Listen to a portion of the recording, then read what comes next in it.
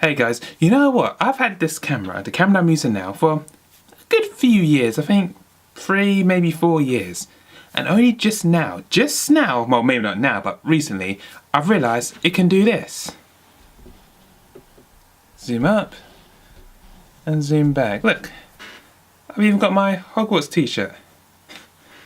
Technology, eh? Wait, let me just, yeah, I think that should be good. Yeah. Well, you clicked the video, so you're gonna be expecting spoilers for Harry Potter and the Order of the Phoenix. Well, I got a few for you, so buckle up and enjoy the ride.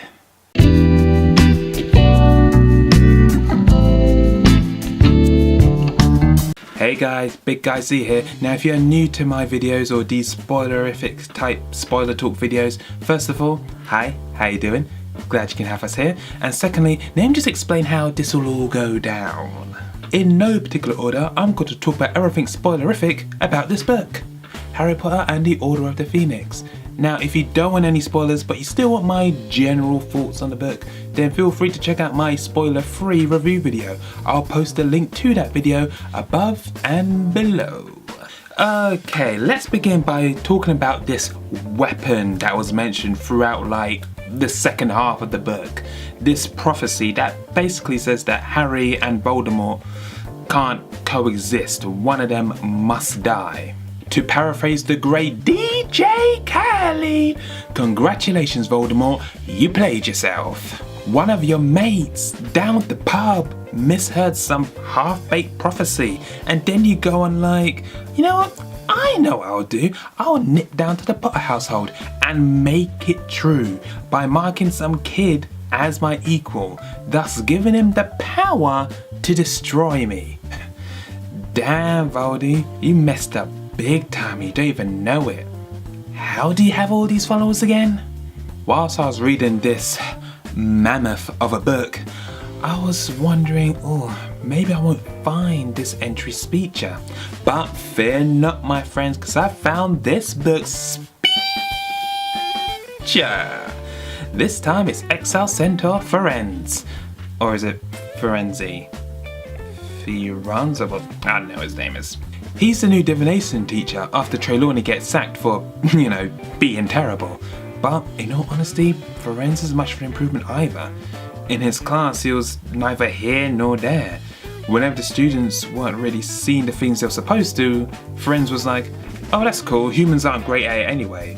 But then sometimes centaurs get it wrong as well. I mean, at least Trelawney said things with certainty. Professor Dolores Umbridge. Man, she was a piece of work. I mean, what shit to Harry with the I must not tell lies line writing that scratches skin and the inks his blood. I must admit, I cringed when I read that. She even takes over the whole bleeding school with her decrees. And she even sent those Dementors after Harry at the start of the book when he was chilling that Fall River Drive. I was so happy when the Centaurs took her away in the Forbidden Forest. Another book, another fallen soldier. This time it's Harry's uncle, Sirius Black. How did he die? Well, he was fighting the Death Eaters alongside the Order and he fell through a piece of cloth and never returned?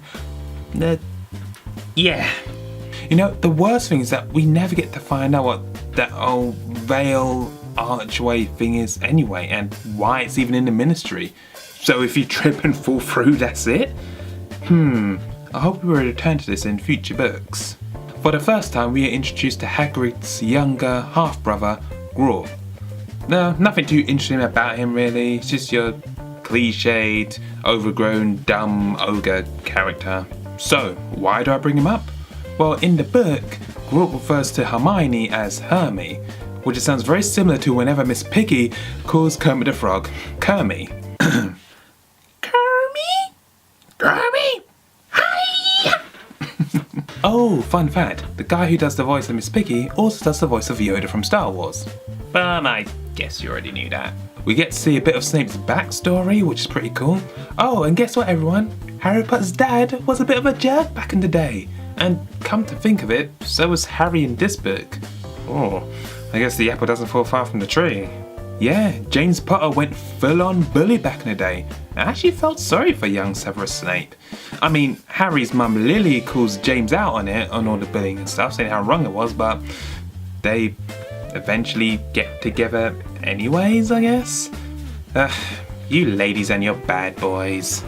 We now know that the creatures that are featured on the front cover of the book are known as Thestrals, which can only be seen if you watch someone die. And boy are they hard to look at! Dumbledore is once again the badass of the book. He backs up Harry during his hearing at Ministry of Magic, he takes a rap for the DA, and even escapes the clutches of Fudge & Co like a boss. But there is one thing that he does at the end of this book, and in previous books, that annoys me a little bit.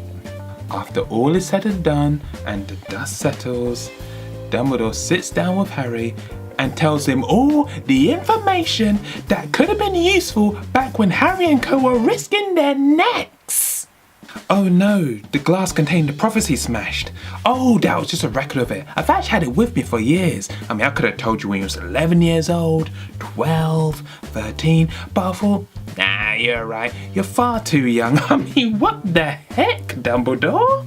You know, I doubt that most of you will be old enough to remember this, but back in the day, there was this darts-themed game show called Bullseye, and whenever a contestant misses out on the big prize, the presenter will go, oh, that's too bad. Let's have a look at what you could have won, and literally shows contestant all the prizes that they missed out on. And that's what Dumbledore did to Harry, basically. Oh, I'm sorry you had to go through all that. Let's go through all the information that would have made life easier for you.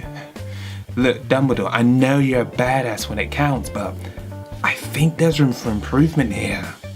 Okay, I think that's me done for this spoiler talk video.